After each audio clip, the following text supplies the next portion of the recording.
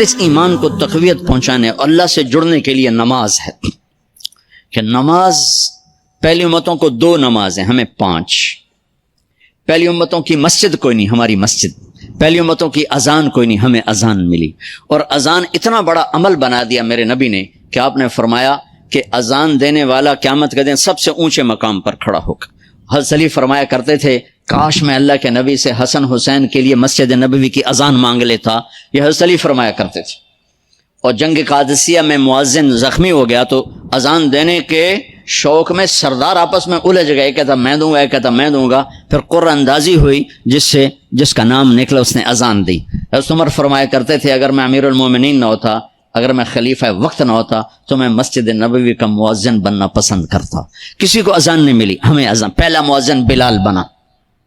پہلے مؤذن اللہ نے بلال کو یہ عزت عطا فرمائی. دنیا میں یہ ہے اور آخرت میں یہ ہے کہ میرے نبی نے فرمایا کہ جب جنت میں جانے کا وقت آئے گا نا تو جنت کی میرے لیے سواری لائی جائے گی. میں اس سواری پہ بیٹھوں گا تو اس کی جو وہ رسی ہوگی نا وہ ایسے نیچے گر جائے گی، یہ نیچے گرے گی. اس رسی کے یعنی اس کی جو لگام ہوتی ہے نا وہ نیچے گرنے کا مطلب ہے یہ ایسے نیچے گر گئی. اب نیچے گرنے کا مطلب ہے کہ اس کی ڈرائیونگ میرے نبی نے نہیں کرنی. کوئی آنے والا ہے، کوئی ڈرائیور آنے والا ہے جو رسی پکڑ کے چلے گا، کوئی کوچ بان آنے والا ہے جو اس کو پکڑ کے چلے گا. رسی کا گرنا ایک انڈیکیشن ہے کہ کوئی نصیب والا اب آئے گا. جب آپ کی سواری کھڑی ہوگی، رسی نیچے ہے تو اب سب کی گردنیں ایسے ہوں گی، کون، سب قیاس کر رہے کون کون کون. اللہ کی طرف سے اعلان ہوگا بلال کو بلایا جائے. بلال بلال تو بلال آپ کی سواری کی لگام پکڑیں گے اور آپ نے فرمایا کہ سب سے پہلے میں جنت میں جاؤں گا اور بلال میرے ساتھ ہوگا، میری سواری کی لگام پکڑے ہو جائے گا. تو ہمیں اذان ملی، کسی امت کو اذان نہیں ملی. ہمیں 5 نمازیں ملی، کسی امت کو نمازیں نہیں. 2 نمازیں، ایک فجر کی 2 رکعت، عصر کی 2 رکعت. باجماعت نہیں، ان کو اپنی کتاب یاد نہیں، ہمیں قرآن یاد ہے. میرے مدرسے میں ایک بچہ اب ماشاءاللہ امریکہ میں وہ پڑھا رہا ہے، اس نے 30 دن میں قرآن یاد کیا. صبح یاد کرتا تھا، شام کو تراویح میں سناتا تھا. میرے مدرسے کا بچہ ہے، صبح بیٹھ کے مغرب تک پورا ہے سپارہ یاد کر کے اور عشاء کو تراویح میں سنا دیتا تھا. اللہ نے ہمیں ایسا قرآن دے دیا کہ 1 مہینے میں بھی یاد ہو جاتا ہے. 3 دن میں بھی ایک بزرگ نے یاد کیا، 3 دن میں قرآن یاد کیا. اللہ نے ہمیں قرآن کی دولت عطا فرمائی. پڑھنے کے لیے 5 نمازیں عطا فرمائی، تہجد کی نماز عطا فرمائی، اوابین کی نماز دی، اشراق کی نماز دی، چاشت کی نماز دی. نماز کے کتنے دروازے کھول دی. اور میرے نبی کی آخری نصیحت تھی میری امت نماز نہ چھوڑنا، نماز نہ چھوڑنا، نماز نہ چھوڑ. اور اس 14 صدی میں کوئی موقع ہے نماز چھوڑنے کا تو وہ میرے نبی کے نواسے کی کربلا کا ہے کہ جب ظلم بھی انتہا پر تھا اور مظلوم بھی اپنی آخری حدوں پر تھا، اور کائنات نے نہ ایسا ظلم دیکھا، نہ ایسے مظلوم دیکھے، نہ ایسی پاکیزہ ہستیاں دیکھی، نہ ایسے درندے دیکھے. تو سورج ڈھلا، نماز کا وقت ہوا ہے تو آپ نے سبحان اللہ، آپ نے زہیر سے فرمایا کہ شمر سے کہو نماز پڑھنے دے.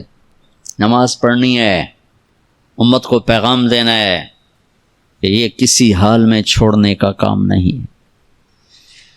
تو انہوں نے آگے بڑھ کے شمر سے کہا نماز پڑھنے دو. انہوں نے کہا نہیں، نماز نہیں پڑھنے دیں گے، ہماری تلوار چلے گی. انہوں نے واپس آ کر کہا جی وہ کہہ رہے ہیں ہم جنگ نہیں روکیں گے، تلوار چلے گی. تو پھر یہ نہیں فرمایا اچھا چلو ٹھیک سر دے ہو، فرمایا اچھا آدھے نماز پڑھو آدھے جنگ کرو. آدھوں نے نماز پڑھی، آدھوں نے جنگ کی. پھر انہوں نے جنگ کی اور پہلوں نے نماز پڑھی، اور عصر سے پہلے سب کے سر کٹ کے نیزوں پہ چڑھ گئے. یہ وہ ہستیاں ہیں جن کو میرے نبی نے کہا میری آنکھوں کی ٹھنڈک حسن حسین، میرے جگر کے ٹکڑے، میرے جنت کے پھول. پتہ نہیں کیا کیا تشبیہات دی ہیں میرے نبی نے.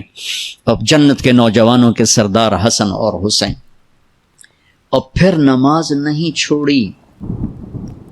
ان کو جنت کی بشارت تو ماں کے دودھ پیتے مل گئی تھی، کربلا کی وجہ سے نہیں ملی سرداری ان کو. وہ تو ان کے سر کا صحرا ہے الگ. ان کو سرداری جنت کے ملی ماں کا دودھ پیتے ہوئے کہ جنت کے نوجوانوں کے سردار ہیں حسن اور حسین. نماز نہیں چھوڑی. میرے عزیزو نماز نہ چھوڑ. اللہ کا شکر ہے میں آپ بچوں کو دیکھ کے مجھے اپنا کالج کا دور یاد آ رہا ہے. ہمارے دور میں ایک نعیم الدین صاحب گورنمنٹ کالج لاہور میں تبلیغ کا کام کرتے تھے، اور وہ اکیلے ہی نماز پڑھتے تھے، کوئی نمازی نہیں ہوتا تھا.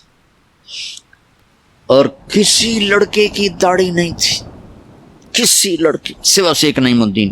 اب ہر کالج میں جائے داڑھیوں والے بچے نظر آتے ہیں، ٹوپیوں والے بچے نظر آتے ہیں. کوئی لڑکی کے سر پہ دوپٹہ نہیں ہوتا تھا، کوئی ایجوکیشن تھی. اب لمز جیسی یونیورسٹی میں بھی لڑکیاں پورے برقعے میں ہوتی ہیں، حجاب میں ہوتی ہیں، نقاب میں ہوتی ہیں. جہاں برائی کا گراف اوپر گیا تو نیکی کا بھی اوپر گیا. جہاں برائی کا لیول اگر بڑھا ہے تو نیکی کا لیول بھی بڑا ہے.